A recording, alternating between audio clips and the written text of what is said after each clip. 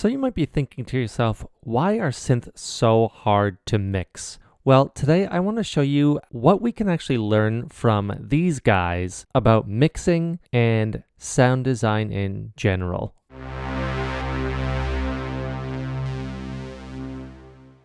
Hey everyone, it's Synth Designer back again with another video. I know that a lot of you are electronic music producers, and if you're anything like me, you struggle with mixing and getting the sounds to sit in the right place, and just mixing your synthesizers most of all. Now, what does Led Zeppelin, of all bands, have to do with electronic music?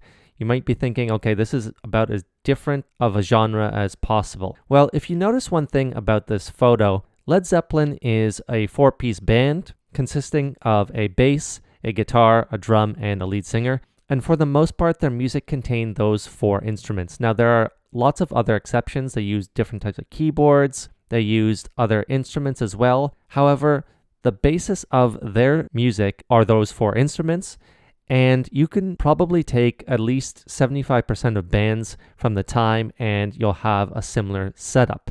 So it's not about Led Zeppelin themselves, but what they did with those instruments. The reason why those instruments worked so well together is because they all sit kind of differently in the mix. Now, today we have a much different problem, and that is synthesizers often take up a lot of the same frequency. There are obviously exceptions. However, you'll find that synthesizers really take up a lot of the mid frequencies, and there are a ton of sounds that clog up the mix. What can we learn from Led Zeppelin and rock bands of the 70s? Well, let's think about how these sounds sit in the mix. Over here, I have a basic kind of setup here. This is not the same type of genre, but it's using similar instruments. So I'm going to show you, I have this guitar here. I have this bass.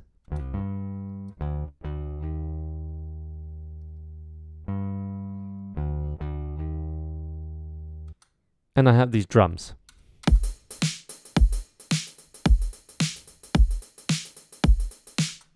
This is a very, very basic setup, but I want to show you something about how these sounds work together. Let's start with this guitar here, and I'm going to open up this spectrum analyzer here, and I'm going to show you where this kind of sits. As you can see here, it's up into this 300 to 400 hertz range. There's plenty of other frequencies because there are natural harmonics here at play, but let's take a look at this bass here. Again, using span here. This is where it's peaking here. So in the 60 to 80 region. This doesn't have as much sub bass as we're used to now, and that's another big thing. A lot of basses now have a lot more sub bass. Back then, they weren't quite as subby. The sound systems didn't need them or couldn't handle them in a lot of situations. Obviously, live they could, but if you're listening at home, they didn't have that kind of bass region. So they relied slightly higher in the frequency range, but you saw here that they were in that 60 to 80 region. Now, the drums are going to vary because the kick drum is obviously much lower. So we can take a look at the kick, for example. As you see here, this is taking up this 40 to 60 range here. And that is very typical. And then the hi-hats take up a much, much higher region here. And just basically here, we have very, very separated sounds on their own. So what does that do for us? Well, naturally, these all sit well together because they all have their own space. Yes, there's going to be plenty of overlap, but if you just use basic EQ here and there, you already have a very solid mix. Let's combine these sounds, and without even doing any mixing other than just some basic volume equalization, let's see how they sound together.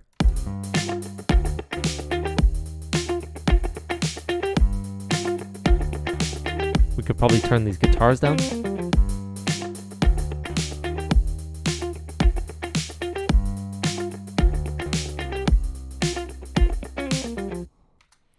So you can hear these really sit well together.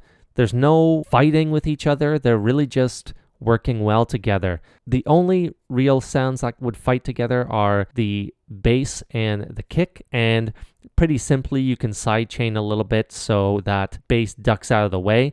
And here you'll see that Fruity Limiter is on, and that's doing just that. It's just ducking it just slightly out of the way, while the bass is still very clear. So we have some basic sounds here, the guitar, the bass, and the drums, and they're all working harmoniously. But what does that teach us about synthesizers? Well, the thing is, we don't necessarily have the same ability to parse things out so neatly because of synthesizers. However, I will say this is a great lesson in just thinking about how sounds work. If I have multiple sounds in the same frequency spectrum, then I am going to be clogging up that range, and that's going to affect one or both of those sounds, and something will not come through properly.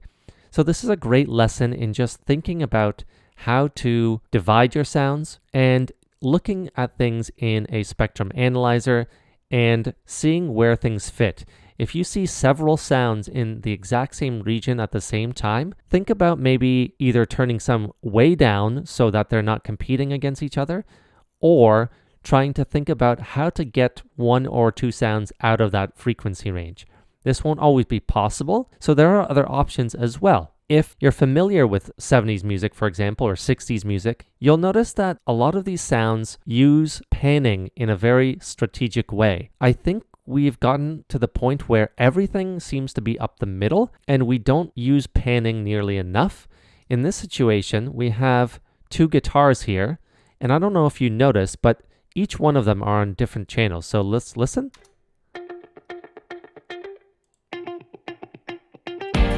And just like that, you have two sounds working together, forming one. So they're both on the sides and giving us that space in the middle, which gives us the ability to have the bass right up the middle. Technically, a lot of sounds are great up the middle when it comes to the lower frequencies because they take up a ton of our attention and room. And if we have them up the middle, then we have the sides freed up for everything else. We can also alternatively just use one of these guitars, and then we have this other guitar that could come in as well.